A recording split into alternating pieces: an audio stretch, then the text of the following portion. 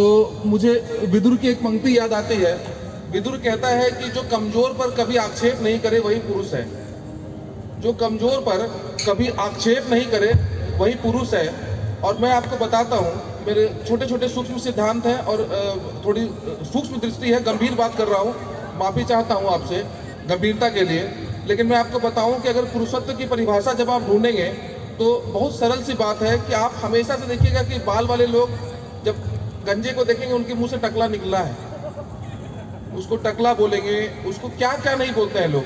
लेकिन कभी भी किसी टकले को आप नहीं देखिए कि बाल वालों को कभी झोपड़ी बोला हो, कभी घोंसला बोला हो, कभी खजूर का गांच बोला हो, ऐसा कभी नहीं बोलता है। तो ये जो दृष्टि है मूल रूप से कि कमजोर पर आक्षेप न करने का, यह स्वभाव देखिए गीता में लिखा हुआ, विदुर का कही हुई बात मैं आपसे कह रहा हूँ। हालांकि मेरे पास दूसरे रेफरेंसेस भी हैं। अगर आप कॉमन सेंस से बात करें तो आप देखिए कि एक पुरुष की पहचान, महिला की पहचान क्या हो सकती है। अगर आप कपड़ों की बात करेंगे तो पुरुष ऐसा कौन सा कपड़ा पहनते हैं जो महिलाएं नहीं पहनती। पुरुषों के सारे कपड़े महिलाएं पहन रही हैं, तो कपड़ों से तो आप नहीं प्रमाणित कर सकते कि भाई आप पुरुष हैं या मर्द हैं या महिला हैं। अगर मैं आपसे बाल की बात करूं तो लड़कियां छोटे छोटे बाल भी रख रही हैं। अगर आप और आवाज़ की बात करें तो आपको बहुत गहरी आवाज़ वाली महिलाएं भी मिल जाएंगी जिनके डर से पूरा घर कांपता है। आप और दूसरा एग्जाम्पल ढूंढने की कोशिश कीजिए, एक दाढ़ी मूंछ बच जाती है। लेकिन अगर एक अंदर की बात बता रहा हूँ, पता कीजिएगा, पार्लर कभी झांकने का मौका मिले तो वहाँ भी दाढ़ी मूंछ ही बनता है। हम आप जानते नहीं है उसके बाहर, इसलिए हम आपको पता नहीं होता। तो पुरुषत्व की जो एक आखिरी निशानी है वह सिर्फ और सिर्फ गंजापन बचा हुआ है, जो आपको महिला नहीं मिलेगी। ये बहुत गूढ़ बात आपको मैं बता रहा हूँ कि पुरुष सिर्फ और सिर्फ गंजों के पास बचा हुआ है। हालांकि पवन भैया जितनी बात कर गए और संचालन करने के दौरान, अब चूंकि अमन अख्तर जी को सुनना है तो बहुत ज़्यादा मौका नहीं है कि मैं कोई कविता पढ़ूं, अमन अख्तर जी को आमंत्रित करूं, उनका आह्वान करूं। उसके पहले इतना मैं आपको ज़रूर बता दूं कि जो अभी आपसे आगे जिस बात को विस्तार दे दूं कि गंजेपन में देखिए, हमेशा से ससुराल जाइए साली आपसे कहेगी कि पैसा दीजिए फिल्म देखना है। लेकिन अगर आप गंजे हैं तो आपसे कहेगी पैसा दीजिए फिल्म देखना है, साथ जाने की जिद आपसे नहीं करेगी कि आप भी साथ में चलिए।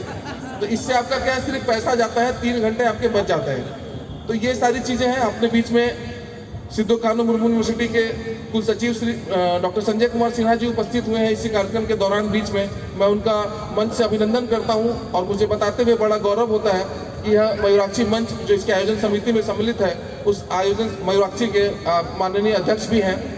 अपने बीच में हिमांशु मिश्रा भैया का आगमन हुआ है। सूरज केसरी जी को मैं देख पा रहा हूँ, श्री के एन सिंह जी इंजीनियर जी उपस्थित हैं।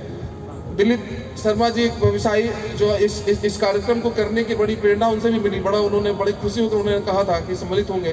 तो आप सब लोगों का अभिनंदन करता हूं। अपने बीच में हमारे एक प्रायोजक हैं आसनसोल से, आनंदम ग्रुप ऑफ कंपनीज के जो डायरेक्टर हैं श्री प्रशांत दयाल जी उपस्थित हैं, मैं उनका भी अभिनंदन करता हूँ। और इसी अभिनंदन को आगे विस्तार, अपने बीच में श्री राजीव नयन तिवारी जी उपस्थित हैं और ठीक ऐसे जगह बैठे हैं कि जहाँ पर थोड़ी छाँव हो रही है मन से, तो मेरे आंखें सामने बैठने के बाद भी मैं उनको न देख पाया।